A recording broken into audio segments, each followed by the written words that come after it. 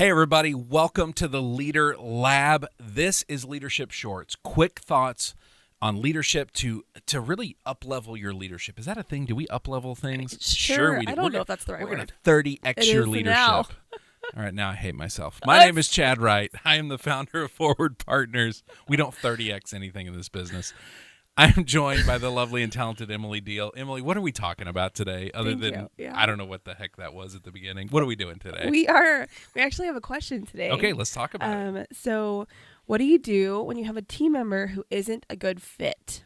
Okay, which happens a lot, right? Yeah, I think that's a common question that we get. Yes, almost every organization I work with, the reason we're called in is because there are team members that are not a good fit.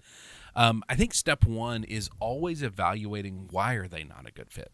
Mm-hmm. What is it about them? Like, is it that they are in a role that is not suited to them, right? Yeah. Like their talents, their skills don't line up with this.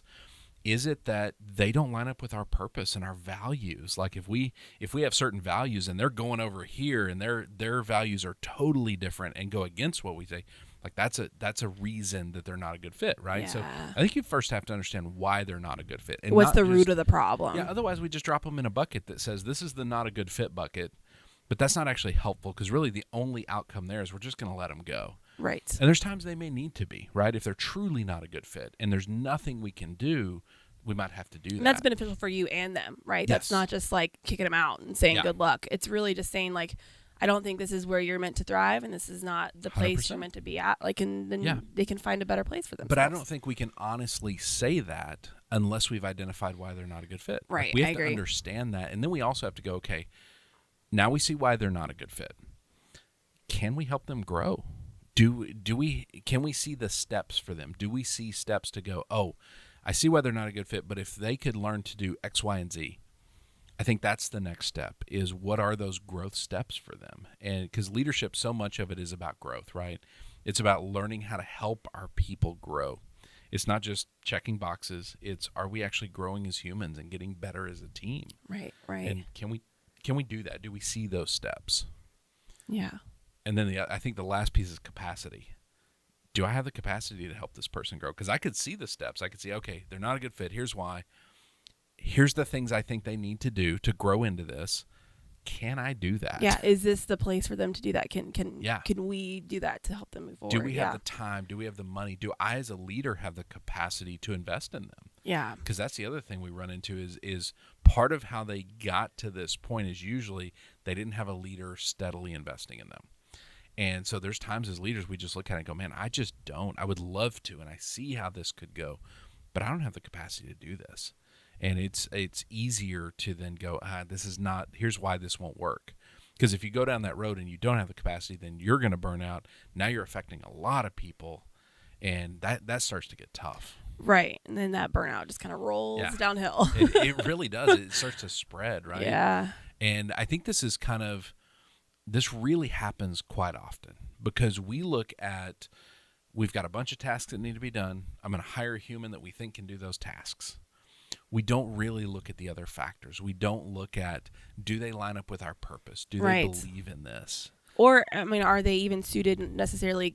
They might have the technical skills to do those tasks, Right. But if it's not in their personality or the way they work to do those tasks, then maybe just not be the right spot for them. Yeah.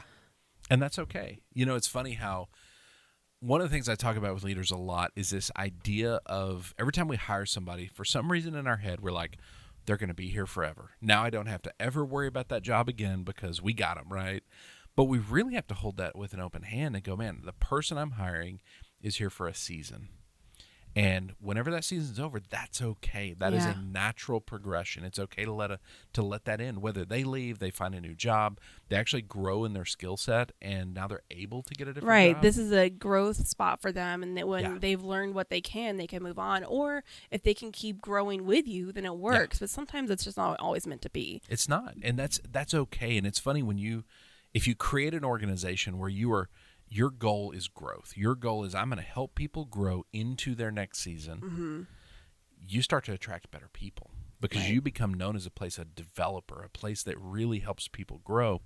You'll attract better candidates, and eventually some of those people will grow within your organization, like you said. They will then become the future leaders of your organization. And so it's really, I think it is helping people as a leader. How do they need to grow, and can I help them do helping that? them find out what they're there like to do and Yeah. work through that, and then what's next for them to kind of Yeah. Those that next learning. steps are always Yeah. really, really important. It's a whole learning process. It really is. All right. Love answering listener questions. I almost said reader questions. We love answering reader questions. I read So it. if Sure. you're a reader of this podcast or this YouTube show, if you're a reader of the Leader Lab and you want to send us a question, where do they send that to? At lab@forwardpartners.net. lab@forwardpartners.net. If they want to find us on the socials, where they will find tons of free content. A lot of it. At Forward Partner. At Forward Partner. Emily is in charge of all that content, creating it, getting it out there, am. making it beautiful. And so if you want to see Emily's work, go check out those socials. Go like and subscribe to all the whatever All the things. We're dedicated to giving away everything we know and everything we learn about leadership. Sharing it And with so, you, yeah. All right. Thank you very much, Emily. Thank you, Danny, our producer. Thank you, Wilco Workspaces, for partnering with us on this podcast.